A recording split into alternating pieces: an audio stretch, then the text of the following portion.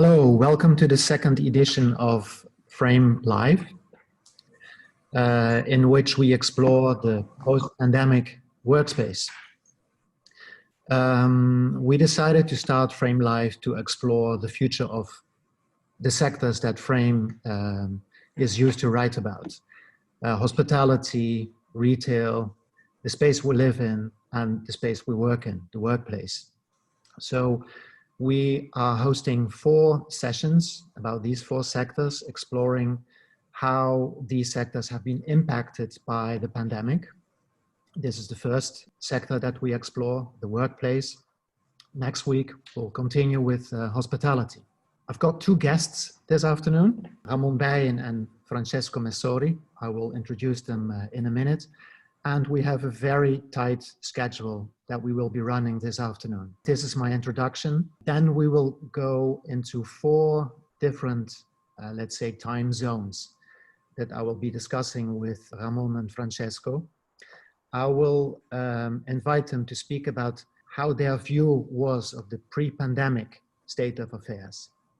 Then we will move to how they experienced lockdown situation, continuing with their ideas for the short-term future. So if lockdowns will be eased or lifted, what will employers need to do? What do architects and interior designers need to come up with to make the workplace corona-proof, so to say? And then we will move on to the long-term future.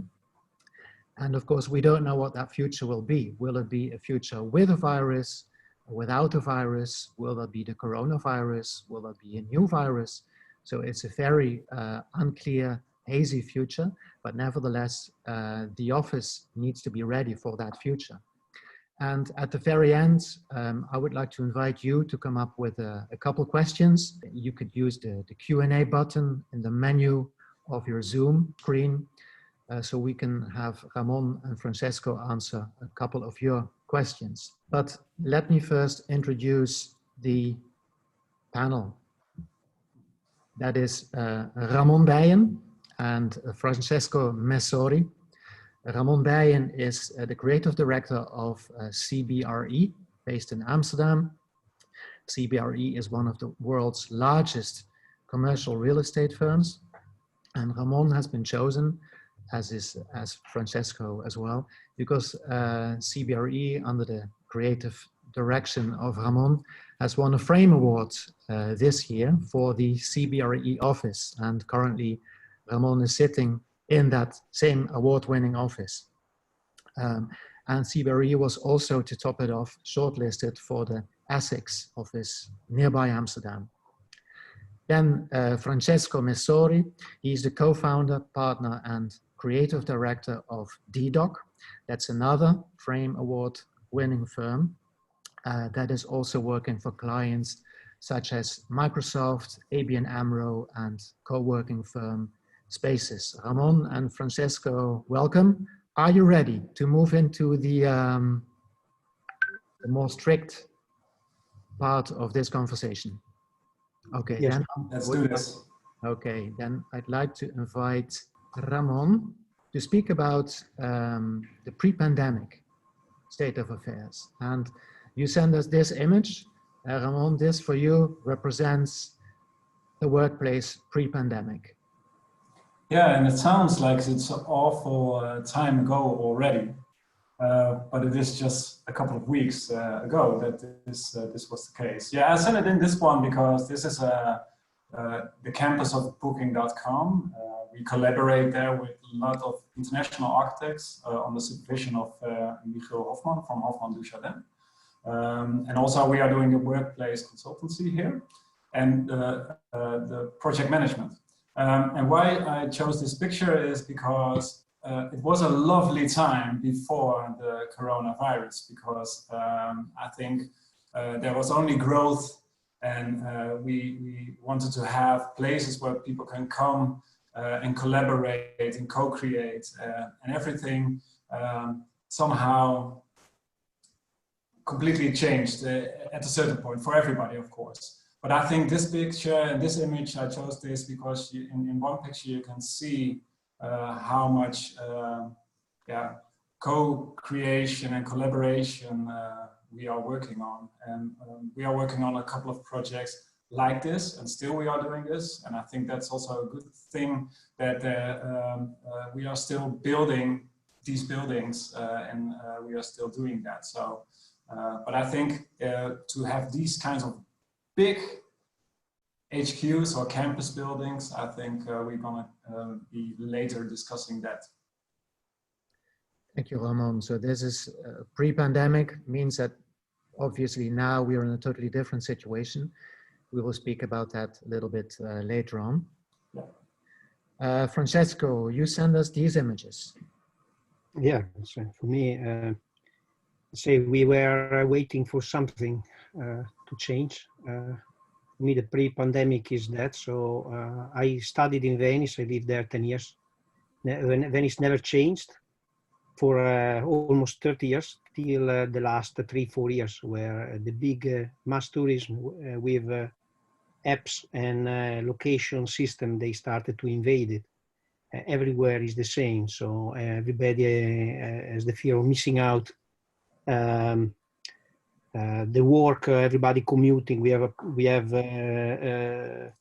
Greta Thunberg starting to work for the planet, etc. So there is a lot of situation that has created this kind of situation. And for me, let's say the same things about working. Working around, I made an incredible amount of flights for a meeting, and this is what was before. Now Schiphol is empty. So I think that there was a sort of moment of silent for waiting for something happen, and this kind of crisis happened and change a lot of things. So maybe you're gonna change our assumptions. You're gonna change our way of living, our way of thinking our life and the life and the politics, etc. So for me, these images are very symptomatic, because actually everything is based on running, moving, going everywhere, and thinking that we are one, we are, let's say, connected with sort of global, so we must be everywhere. And we miss many times certain other things that are close to us. So for me, last time, say 6 months ago, we had to start to think about a new office, and I came to my colleague and say, why do we need an office? So why don't we do a DDoC without offices? And everybody was shocked. And now I'm here in my house, so, and I work, so it happened. So then the Corona crisis arrived. We're in the midst of it. And both of you went in lockdown. So let's speak a little bit about your experiences with the lockdown in the Netherlands. Ramon. Yeah, this is me. And I think a lot of people have this situation. I've got 3 kids. One is not on the photo, but I became a teacher in the mornings together with my whole family. And the first 3 days I thought, yeah, I can work in the mornings, but it was completely not possible, because they were asking questions and questions and questions. So I just blocked the whole morning because I needed to teach.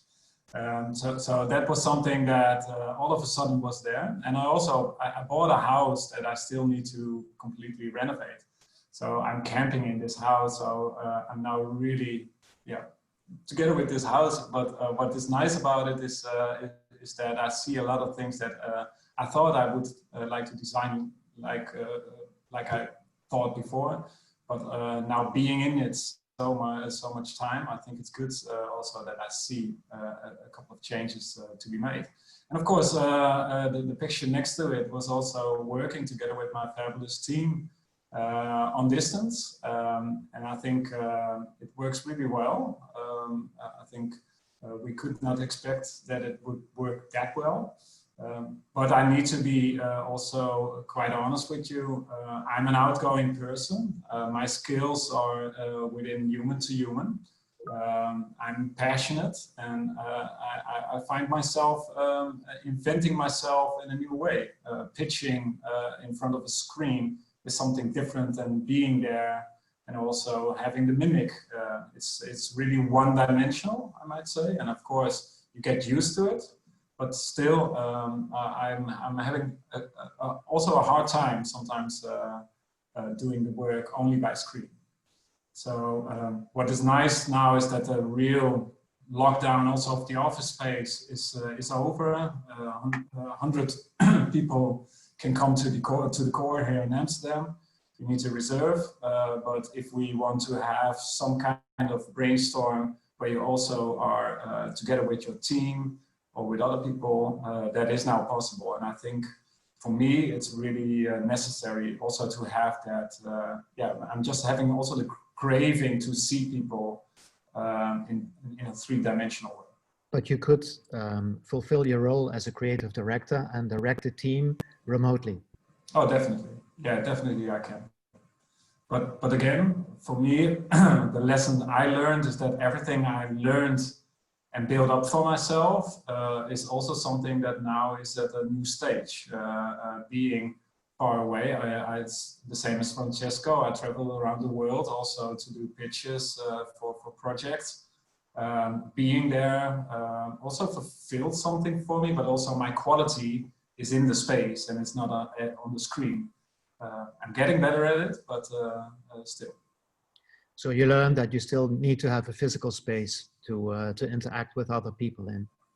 I think in Dutch you have a nice word. I don't know if it's a nice word, but it's that you crave for skin somehow. And I think that is something that will be there, and you want to be a part of something, and that is not something that is just over in 3 months. I really believe that you want to be a part of anything, and just to be at home together with your family and do it digitally, I think that is too one-dimensional for me, at least. How was it for you, Francesco, to be in lockdown? You still are. But one of the best moments of my life. But we are lucky, let's say, we are lucky here in Holland, because we have people are quite, let's say, following the rules. So it was possible to control it. But my family in Italy, they were locked down for 2 months. My daughter in Spain too.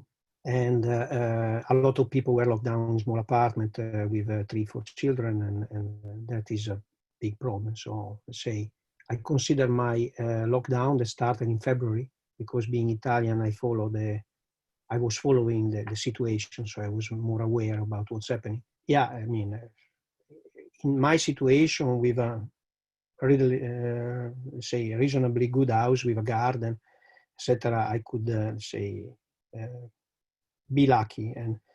But let's say for me, I remember when the first time I worked for a studio professional in Milan with Aldo Cibic, designer from Memphis in the 90s, early 90s, that we were working like hell, Saturday, Sunday, in the night, etc. And after I have a quarter of an hour of rest in the park with my girlfriend, and I still remember that quarter of an hour.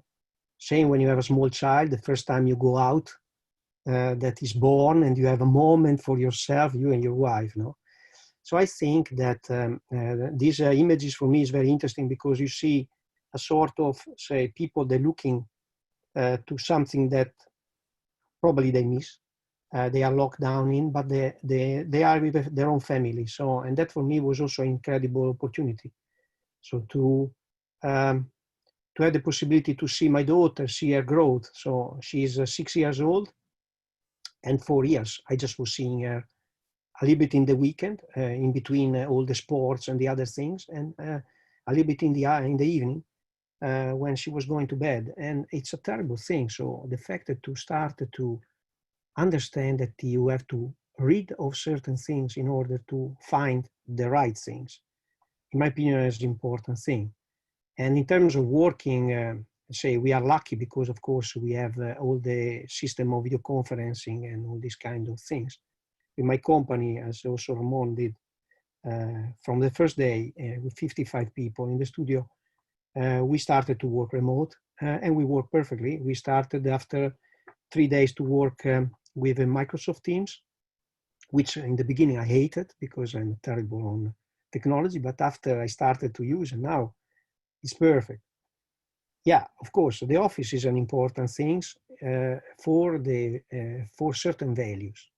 And in my opinion, we need to value that part. Lockdown, yeah, it's an incredible opportunity. So has the possibility to enrich us. And what I also experience is this kind of dilatation of the time. So the fact that your time becomes wide, you have a lot of things in between. I used to use, for instance, an espresso machine for coffee. And I bought again mocha, Italian mocha, because it takes 10 minutes to come the coffee. So that means that in that 10 minutes, I can think, I can do several things. Efficiency, I didn't feel that I had less efficiency, but there is this Microsoft statistics that actually says that I'm doing nothing. So it says that 98% of the time I'm not working. So it's so funny also how they make statistics. No, it's a very subjective team situation. You're referring to My Analytics. That's a feature within My Analytics. That's it. Yeah. In Outlook. Yes, I was also quite surprised to find some details about myself in there. So what is which the is also spooky, yeah, because they control what you do. So, what is the most important learning from your period in lockdown? Yeah, as I say, my learning is that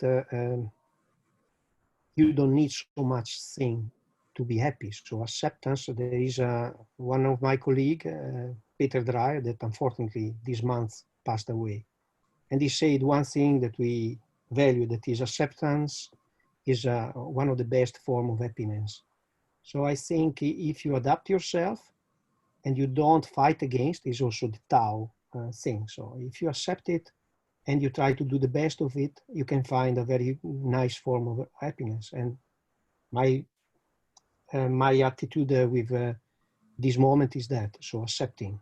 You're accepting it to the extent that you're still in lockdown. I mean, I am at the office, Ramon is at the office. More people in the Netherlands have returned to the office, but are you now in a self-chosen lockdown? Yeah, so I'm in my Franz cave. So it's a place where I also do my hobbies, etc. I have my whiskeys behind me. Yeah, I'm working here, I'm barefoot, but I can go in the office when I want. We started this policy of stay at home working in the office already 3 years ago. And that was very good for everybody, because when people wanted to take care of their own lifestyle, they could do it. They wanted to stay at home, they could do it. So we didn't felt a big change in the system. Cool. So that was your situation in lockdown. Now lockdowns have been eased or lifted. In parts of the world, the situation is almost back to normal, but it seems to be a new normal. In other parts of the world, people are still in lockdown, but let's move to the nearby future. So let's speak a little bit about what you expect on the short term to happen with the workplace. Ramon, this is the image that you want to speak about. I think it's made in China. It is. It is. I don't know the city where it's taken, but it's from Getty Images, and it was on the news somewhere in March, and it's struck me. I think if we needed to be living and working in all kinds of rules and regulations, and you can do this and you can do that and you can do this. So somehow this really struck me, and what you now see also is that the majority of the things that you see coming back to the office, and not here, but just the things I see on the internet or on the news, is that it's only about keeping the distance and be careful and watch out for everything. And I think it needs to be differently. I think people completely are aware of how dangerous this is. And of course, you need something to rely on, and you need to have some information. But I think if you create awareness in a more positive way, I think it would be a lot more beneficial for people also to come back to the office. And of course, coming back to the office is going to be completely different. Like Francesco was saying, we were doing this also for a couple of years already. So for us, not much is changing at the moment. But I think, of course, we have this COVID situation. But yeah, I think somehow I believe that they want to have robots inside instead of having human who can think. Who is they? You're speaking about they. Yeah, they. They? I think some of the competitors, corporate offices, facility managers. It's all about coming back, but be careful. We don't want you here, or you need to walk in a line to go out. And I think if I stand up from this place here, I just look around me, see if it's okay, then I can go. And I think give the power also a little bit more to the people, how they use it. And of course, you need to have some regulations because if it's going to be too crowded, it's going to cause problems. But I'm completely disagreeing on all the distancing and that you need to make people aware all the time. For instance, if I go to the shop or to where I get my bread, only 4 people can come in. So outside there's a board, 4 people allowed, 4 persons allowed. If you go in, everybody's looking at one another. It's solving itself. It's not something that you need to be on this point or on that point, or you need to wait there. But I think it's solving itself. And what you see now, especially in workspaces, what I see from the internet or from the news, is that you have all these guides and roads that you need to walk on and where you need to stop. And so I really do think people are completely aware of how dangerous this is. And I think we need to be more positive. And also what Francesco was saying, accept the new and embrace it. It's going to be different, and I think it's a good thing. The thing that we said would happen in 2030 is already here, so it's going really, really fast. What is that? What is supposed to happen in 2030? In 2030, it's like Felton was already in the 80s was saying you can work anywhere at any time. And I think that was already the case. But what you see is, for example, management styles were not ready yet. Technology was not trusted on. And I think to be in a lockdown like this just proves that we can. So there is no way back to say that we cannot. Like the CEO of Twitter says, we're not going to have an office anymore. We're going to be talking about that later. But I think it's an interesting thought to say that. I'm not sure if it's going to be solving any problems. But I think, yeah, at this point, for me, what is I think most important is that it's not something to be afraid of. Something tells me that everybody wants to have fear of one another or coming to the office. I think let go of that and take it a little bit more positive. So aren't you afraid then if people will be more open to come to the office, and there will be less restrictions and fewer regulations imposed on them, that the outbreak will soon occur again? I cannot speak for everybody, but if I look at myself, I have a mouth. If somebody comes up to me and wants to give me a hand, I would say, hi, how are you doing? So I think if that there is awareness, you don't have to be afraid of anything because you are completely aware of the situation. And of course, but if you look at the beach, for instance, this weekend with the boas in Holland, they were fighting. Yeah, that is something for me. It's completely not understandable. But go to a corporate office. Sorry to interrupt you, Ramon. Yeah. BOA's in the Netherlands are people who it's surveillance, so it's guards. Yeah, it's surveillance. Yeah, that's true. So, but I think these are incidents. I think if you look at 80 to 90% of the people going back to work are completely aware of where they're going. So Francesco, you came up with these very creative images for the short-term future. Never waste a good crisis. So let's say, yes, okay, for me, we need to transform fear into fun. Also, it's funny what has been, made one of these words everybody use, that is social distancing, which for me is terrible because it's social connection and physical distancing. So you need to find social connection with physical distancing. It's a completely different story. But yeah, now the reaction is react on fear. Fear is a very important thing a human being has because it saves his life. So there's nothing wrong with that. But as Ramon was saying, people are not stupid. People, they learn very easily. So human being is a very strong animal because he's adaptable. And we already took in our, let's say, instinct to do certain things. Don't shake hands, washing our hands, don't touch things.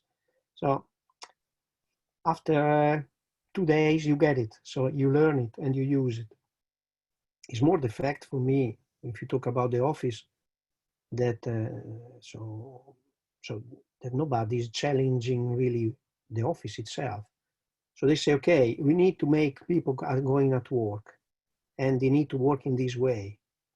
So do you have this kind of plexiglass or these things? So sort of ridiculous solution when you see the same people sitting on this horrible desk, closed like a cow in a cage, and doing his work, while for years, we and Ramon also, we worked for creating an office work that was better for the people, where people could be more happy, they could be more engaged, they could find more happiness and more freedom, because let's say a big percentage of offices are place of control, humiliation. These are offices, so a place where people has to work for paying the cost of their life. Majority of the people at the end of the month has nothing in the salary because everything is spent for paying the bill, the rent, all these things. So people has to work because they have to survive, but the real work is something else. So yeah, in my opinion, it's is the office the place where people has to go? Ramon was also say that. In my opinion, not. What we did. So what I see and I found very interesting is the creativity of the people. There are people starting to cry and doing nothing. There are people starting to move. One of the things for me fantastic is the restaurants. It's already 3 times in the last week that we buy a menu from a good restaurant in Amsterdam, and they deliver us it to our home in 5 package. It's a 6-course meeting we did recently with Escape Camel. Some, they also have their own Spotify music. You cook it yourself and you have a fantastic Michelin star dinner of 6 courses. So it's going to be back. So it's so important to have a restaurant when you have 40 people. Maybe not. You're going to have maybe 10 people in the restaurant on a reservation with a specific, let's say, experience. And you're going to have an amount of people, they're going to be catered at home and they're going to be at home in their own house or whatever. And there is nothing wrong with that. It's the fact that the business can go on. It's just the model we choose. We as a VDOC, we have just launched yesterday Meow, that is my extraordinary Extraordinary Workplace. That is an app where people can go to work in hotels. So, and we found an incredible amount of hotels all around Amsterdam joining it. So actually you enter, you reserve your place and you can work in an hotel, and you can have in the future also the, so is now in a beta situation, but you're gonna have the possibility to have a specific service. You can have a swimming pool, you can have a spa, you can have a very good meal, etc. I think this is a way of working, and you can do that. You can, in that sense, you can go out. You are staying for a week in your house with your wife, and started to get the tension is starting to get high, etc. And you run out, and you can't go to the office because only few number of people can go to the office. You go to an hotel. You go to another place. You go to in a place where you can do what we call leisure, that is business leisure. And in my opinion, this is one of the things that it's happening today. So I think that it's this situation now, it's very, very interesting. And paradoxically, we called the majority of our, say, former clients to ask them if they needed a protocol for the corona. And very few, they say we need it, because everybody was already doing. So what we need to do is rethinking the way we work in this kind of situation, because we're going to learn from it. Say in the past, the pest was coming because people, they were having hygienic situations that were horrible. So of course we need to rethink the toilets, the elevators, the place where people are, and all these kind of things. We're going to learn from it. We're going to get a much more, let's say, hygienic lifestyle. There's nothing wrong with that. What do you think employers and interior designers need to do to, let's say, in the short term, corona-proof their office and to make them safe havens for people to return to? Ramon, you were speaking about not imposing a lot of restrictions, not imposing a lot of regulations. You're saying something similar. Francesco, you ask people to be creative. But there's a ton of offices around the world with employers asking themselves what to do to make these offices, to be able to open up these offices. And with employees that ask themselves, yes, I've been asked to go back to the office, but is it actually a safe place to go to? So what should employers, interior designers, architects do to make the office a safe place? Because that's needed in the short term. Let's say, what is interesting is that after the first week, you started to see in the web, in all the network, a lot of new solutions. Furniture maker, incredible solutions, companies. One I particularly like probably is also the one Ramon uses, this Gensler, so 10 points that tells the people what to do. There is a lot of creativity and a lot of knowledge placed into the things. Some things are behaviors, something are tools, something are, say, a space intervention. So there is a lot of different things. And in my opinion, it's just the best things in this situation. If you have idea, you use that. If you don't have idea, you just look in the web and you find a lot of solution for that. So you can use the best of it. As DDoC, what I think we like to do is using certain kind of, so let's say our kind of creative thinking. So for instance, using nudging. For instance, there is one thing related with the Mondkapjes, no? So the face masks.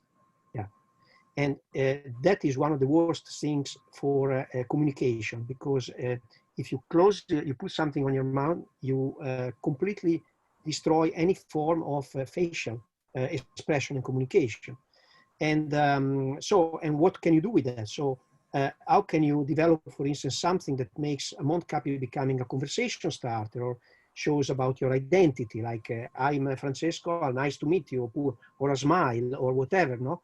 Using, for instance, nudging, so wash your hands and making something fun of it.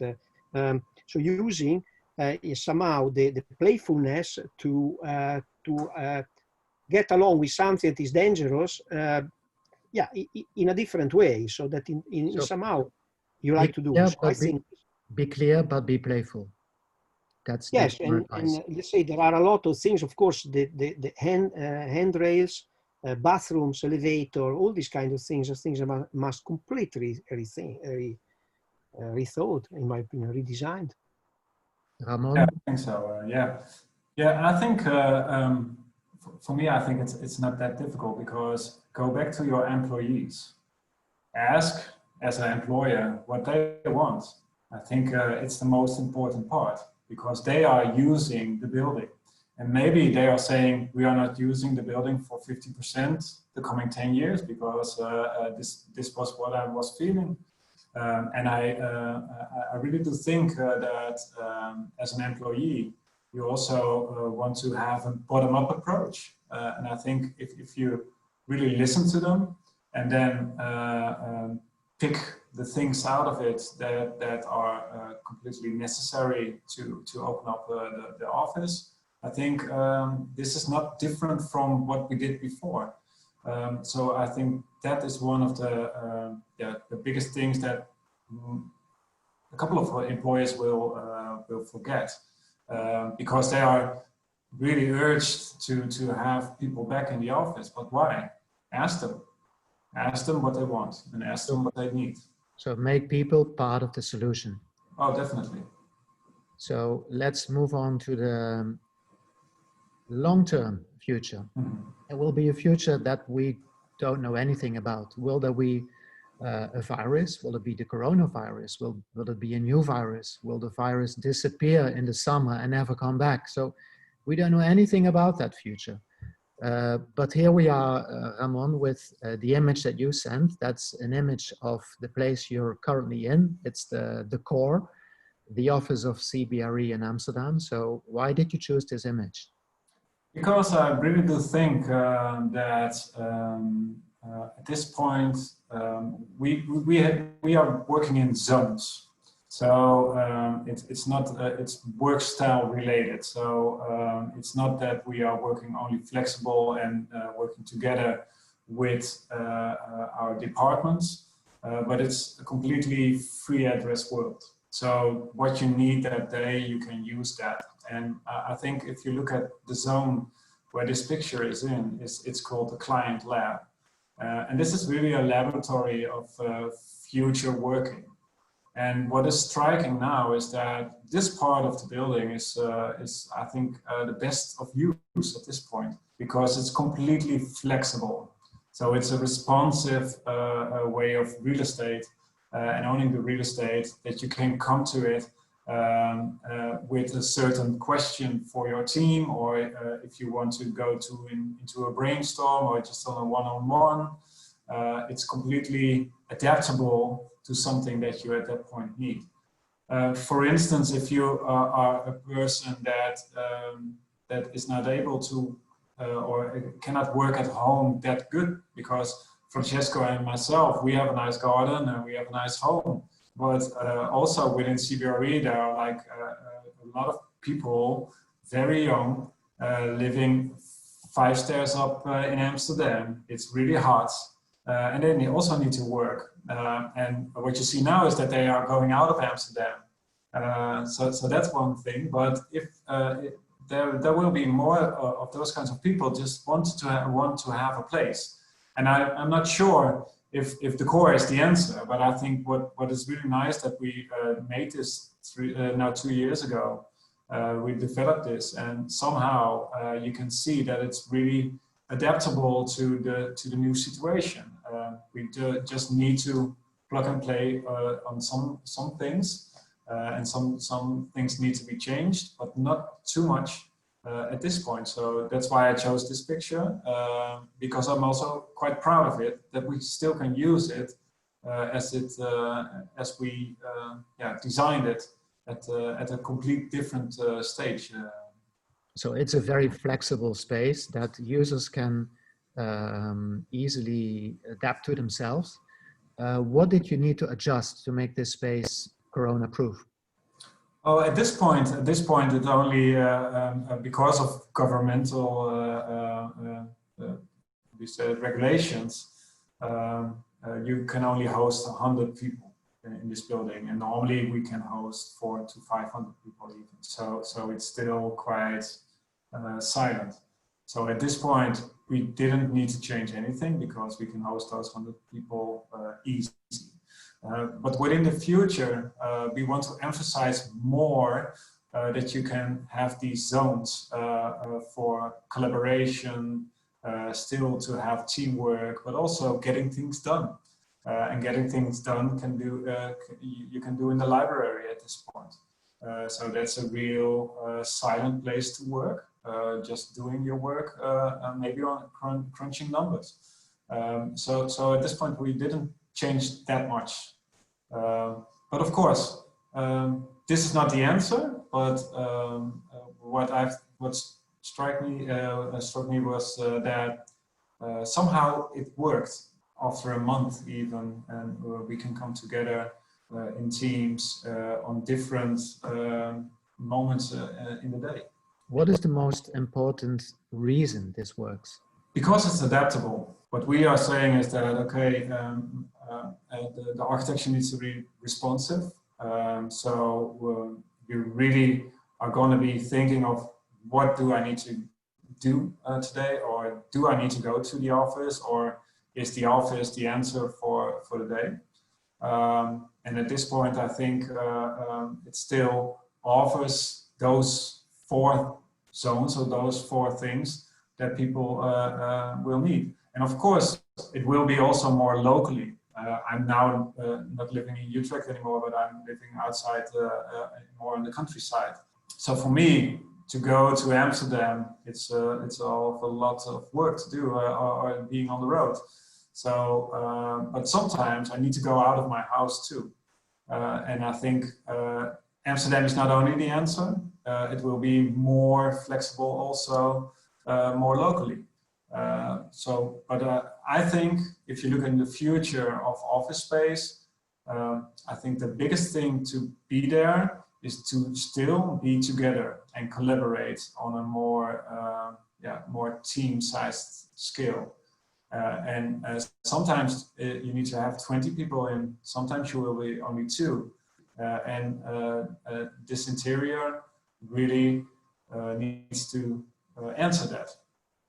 So you foresee a future in which some people, or a lot of people, will be working from home, and only to meet their colleagues, they will go to the office. And that office, that can be a distributed office. So there is not one centralized office, but an office at various suburban spaces, smaller towns or villages where the employees are. So that means that instead of having one headquarters, we will be able to speak in the future about a distributed office.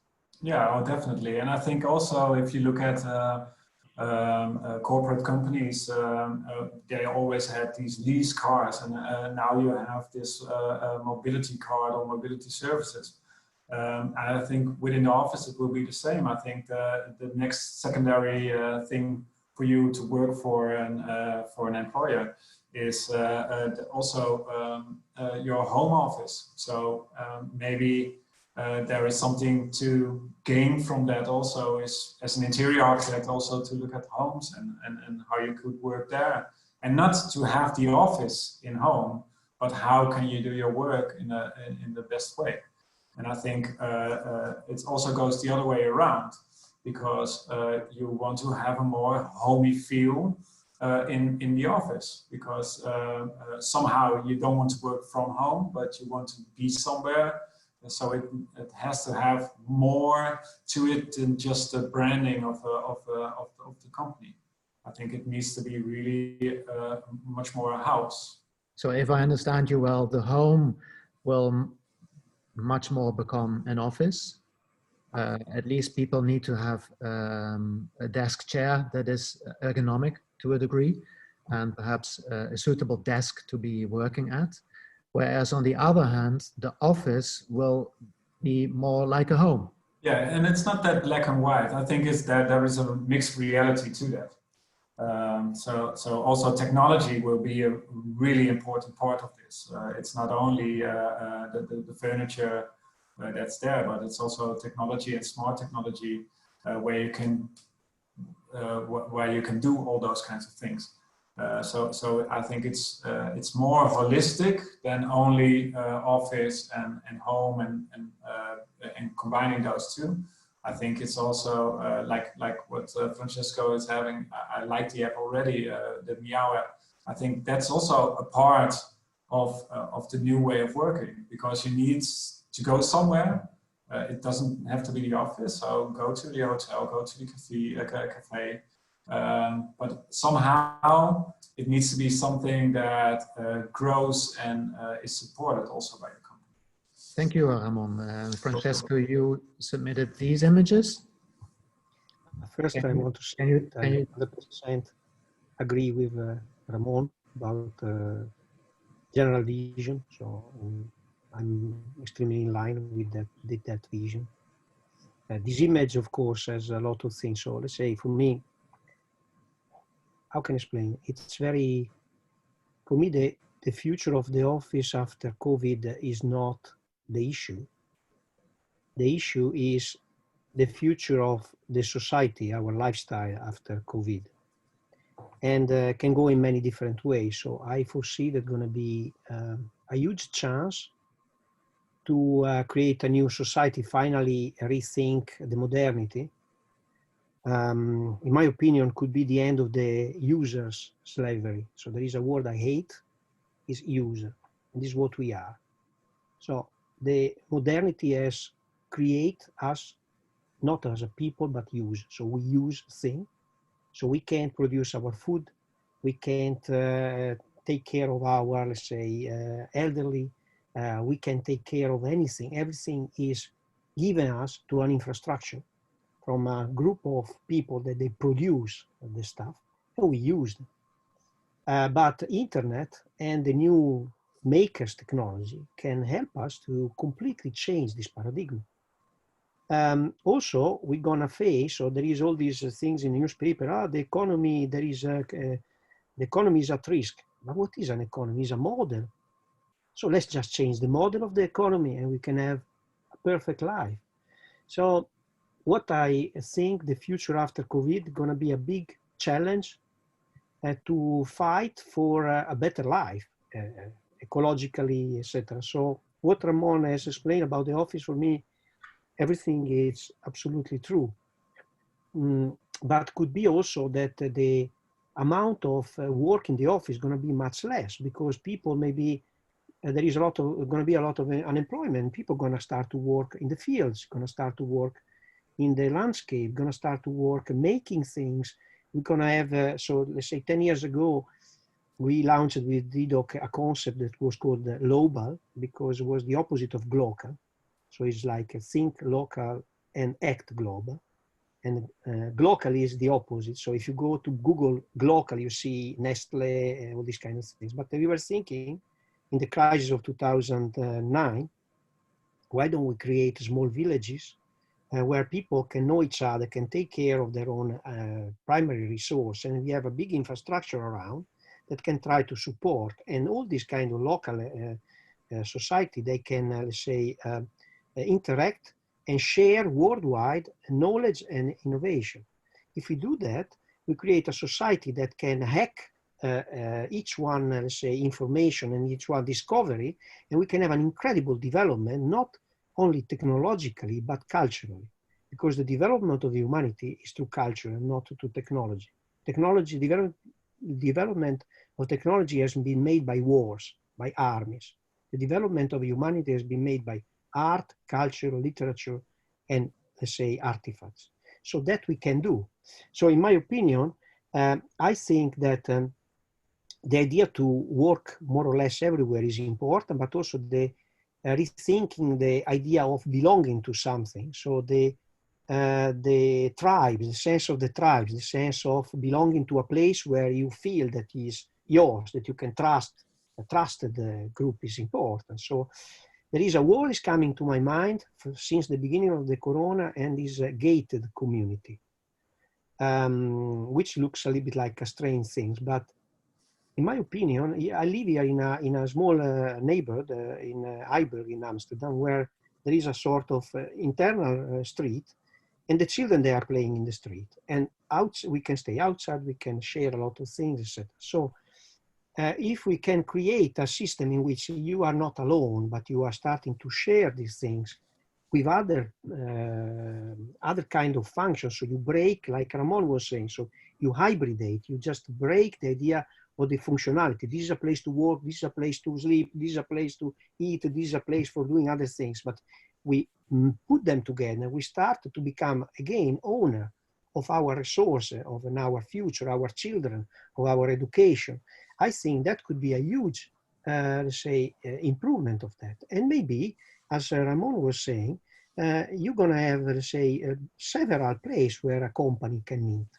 So people, they don't have to travel, let's say, 2 hours or 3 hours to go to work. Maybe they can meet close to their own place. Or you create what we are developing with DDoC, a business community. It is a combination of, let's say, activities, business activities, and residential, education, care, where everything is also driven and supported by the business that they are inside. And a real estate market is starting to think in that way. There is a lot of people starting to thinking how to break the idea of, let's say, a building for offices and divide it in let's say, layers and create different things. Co-living, it's extremely important things. We need to learn from that and create this stuff.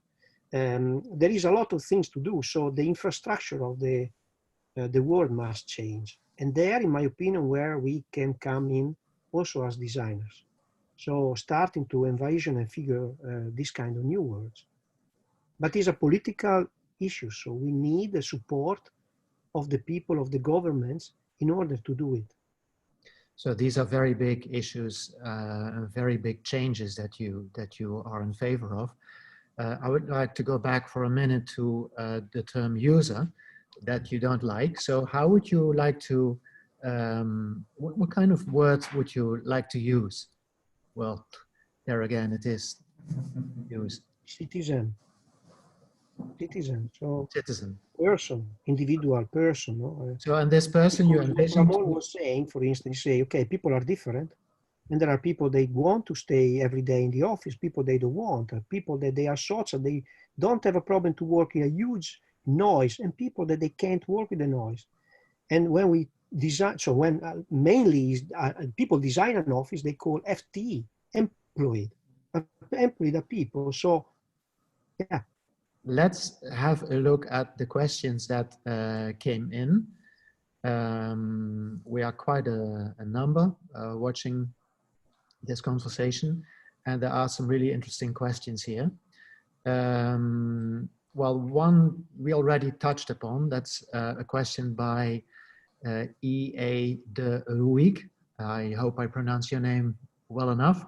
The question is, do you agree that offices will be used for meeting others, and how will those offices look like? Yeah, I mean, of course, I mean, one of the reasons why the office must, so the office is important is to meeting other people.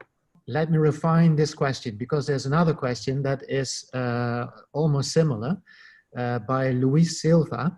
Will the office post-COVID be a place of meeting and socializing and maintaining human contact, while the traditional work desk will be replaced with a home desk or a remote desk? So, in other words, will the office be used to meet others, to have brainstorm sessions, to have meetings to discuss projects going on, and let's say the work that you can do at your laptop from anywhere will not be done anymore at the office, but from somewhere else? Yeah, I really do think it's not black and white, because there are a lot of meetings that you can do digitally. So I just draw this one. I don't know if you can see it, but somehow it says that there is a physical world and there's a digital world, and you're an individual and you are a group.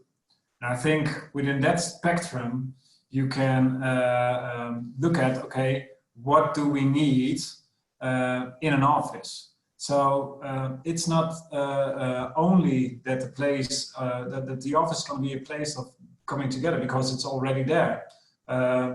It's also a place where people can come and do their work, just completely focused. It can also be the place still where you can have your coffee with a colleague because you didn't see one another for months.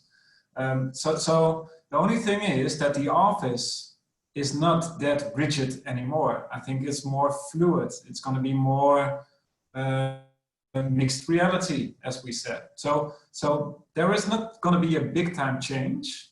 The only thing is the use of it will be completely different. May I say one thing? I add one thing. So for me, answering this question is about the ma, that is this Japanese word, that is the space in between. So it's about the things that you that looks like kind of invisible or very not important in terms of efficiency, but the things that makes the savor of the things. So for instance, if you are, let's say, physically in the presence of somebody else and you have a chat or in a moment to express something or he's coming out with an idea, that is extremely important. See, something that is very difficult to emulate in a different way. So to get friends, you need to sleep one night, say, together, or eat in front of a fireplace together. No? So the experiencing to stay with a person and starting to trust the primordial things is extremely important. And in an office is all about that. It's all about trusting each other.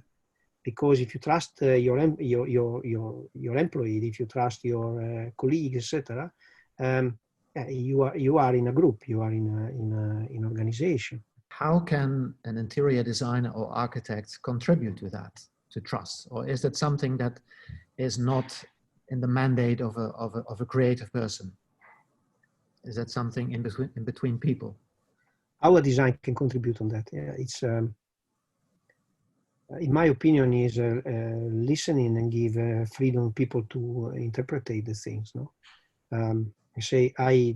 in my years of career, I discovered, let's say, 4 levels in which people can, let's say, experience a space. Only one is visible, so it's the physical and functional, say, side of the spaces. But certain, say, the good architect or good designer is capable to do everything in that, but many times is not, because there are more 3 different invisible layers that they are more important. One is about the rituals and the culture of the people.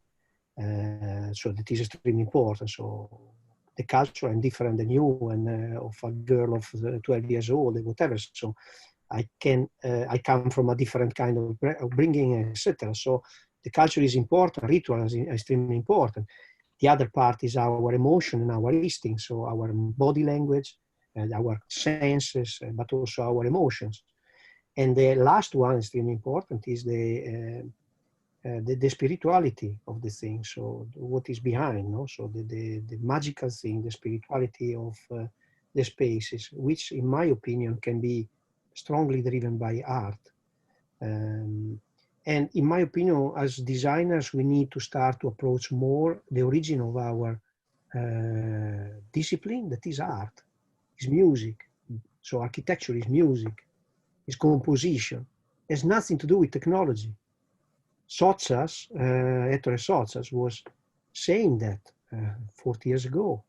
We need to get back to this level and use the technology as a tool to reproduce that. And this is something that can hit the soul of the people. When you hit the soul of the people is hooked, so it's happy.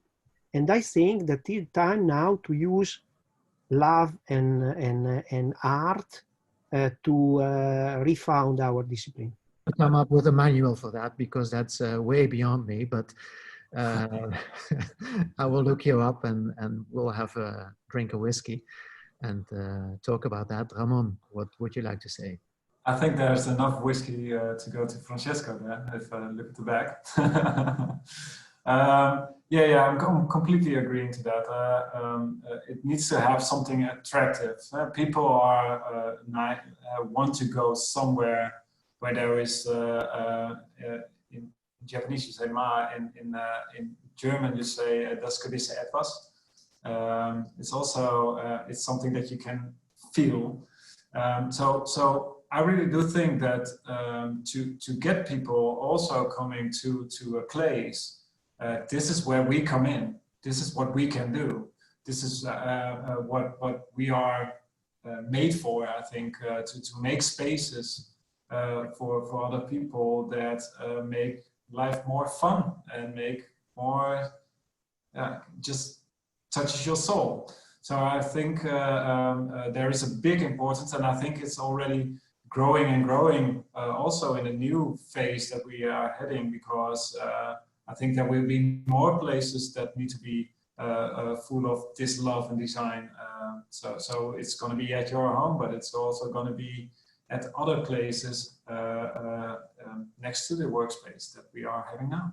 But doesn't this ultimately mean that you need to give much more ownership to citizens, to people using the spaces that you design? Doesn't it ultimately mean that you as an interior designer or architect need to step back and co-create these spaces with citizens? And I think you are sitting next to Francesco and myself, and I think we are doing that already. Because it's not about us, it's about the space that we are creating and the use. Sorry, Francisco, somebody who uses the. I like to be included in your things because it's true. I think we are agreeing to that, but I think we are already doing those things. And there's an interesting question from Isabel Morley Fletcher. She asks, will the office almost be more of an escape from the remote office? A company has a financial stability, so an office can be a way to improve your own lifestyle. And that is also extremely important. So in the last years, so we started 6 years ago with this idea of the healing office. So to improve, let's say, happiness and health on the office, to create an office space that could, let's say, improve the lifestyle of the people and not being in opposition. And I think that that is an incredible chance that the office can have. So to be a place where you go there because you have an improvement of your day, of your things, and in that way you can work better. Or maybe you don't work and you work at home, but you go there because you do this kind of, let's say, or things in between that help you to connect the dots. And also what you're seeing during the surveys is that there's also some issues in mental health of people. So I think we as a group sitting here are really adapting quite easily. But of course, there is also large groups that have different feelings with this change that is happening. So what we see also doing surveys is also the mental health of people. They're feeling really pressured. Also, you made it the joke of what do you say about how productive you are, but people feel that they are controlled. So we can laugh about it, but if you're working at a different company, that could be backstabbing you. The biggest amount of burnout is in people on the workplaces, in people between 25 and 35. So this ties in with an interesting question from Nick van der Werf, speaking about behavioral change. To create behavioral change, he says, it often is required to give a reward. Otherwise, people won't change their behaviors. So what kind of tools, what kind of guidelines would you think create behavioral changes related to COVID? So how can people change their behavior to behave in a certain way to make the workspace a safe space related to COVID on the longer term? So what can management of a company do to make the change a lasting change? Let's say, of course, it's there is a lot of let's say physical things and protocols that you learn to do. So as I say, rethinking the toilets, rethinking the food and beverage, rethinking the way you sit or share the places, etc. And that, in my opinion, is something that is very important. And in the same time, I think is the fact to mix the work in the office with work at home or in other places. So that means that you can easily have maintain your efficiency, saving commuting, saving stress to travel, to be there, all these kind of things, and using the office in a more efficient way, at least with the existing office. In the future, I believe that going to be less situation when a company, they're going to buy huge offices, but more buying areas that can be more campuses or places where they can mix a lot of situations. And there's a question from Fernanda Wee from Singapore. The question is, how will the design of offices impact and affect offices for the future workforce? So will the use of office space shrink or maximize, especially if space constraints and high rental plays a cost factor? I think that's something to be decided on, because that is really the it's a far future. I think nobody knows the answer. I think what we predict is that in the beginning you need a lot of space, because we are human, so we want to have the same thing in a different time. But I think as time evolves, there will be less real estate necessary for just being workspace. Of course, it will shrink, because if you can work from home for 50%, for instance, then the other 50% you don't need. And I think it's a good thing. I think also we need to embrace that, because due to environmental issues that we have, I think to be less on the roads, it's good. To travel less, it's good. To have your food from a more local source, it's good. So I think this is something that will change, but to anybody who says he knows, or he or she knows how it's going to be, I'm not sure if you can know that at this point, because the government at this point is too important. So I would like to wrap up the conversation because it's way beyond 5 o'clock. So this meeting was supposed to last an hour. We're an hour and 10 minutes already. There's a lot more questions, and we will not be able to answer them all. My most important takeaways are that you foresee that remote working is here to stay. And therefore we can continue with the office space that we currently use, but use it to a lesser degree. So we will have more spaces for the few people that will be in that office. Furthermore, you see the office popping up at other places like the hotel, maybe in shopping malls or shopping streets even. So there will be a distributed office coming up, and the old-fashioned headquarters will be of a forgotten era in a couple of years from now. We will have a distributed office where people can come to when they feel they would like to meet other people, they would like to meet their clients, they would like to meet their colleagues, to discuss certain projects, or to simply hang out together to create better team spirit. And the majority of the work will probably be done at home, which implies that the home office needs an upgrade as well. So probably furniture manufacturers would benefit from putting more attention to home office furniture. Maybe not the kind of furniture that we have at the office, because that has a very office feel, but ergonomic furniture with a very homely feel. Speaking about homely, you said that the office will become much more like our homes. Our homes will, at least one space, will become a little bit more like our offices, and hotels will blend in with offices as well, which leaves me with the overarching question, will every space in the future be an office and look like an office? This is a question that we will not answer today. This is a question that I will leave in the air, because I want to finish this conversation with putting your attention on the next edition of Frame Live, which is exactly in a week from now, the 2nd of June, Tuesday, the 2nd of June, 4 o'clock Central European time, when we will having a similar discussion about post-pandemic hospitality design. Can conviviality keep its distance? Thank you, Ramon Beijen. Thank you, Francesco Messori, for being with us and sharing your thoughts, your experiences, and your visions of the future.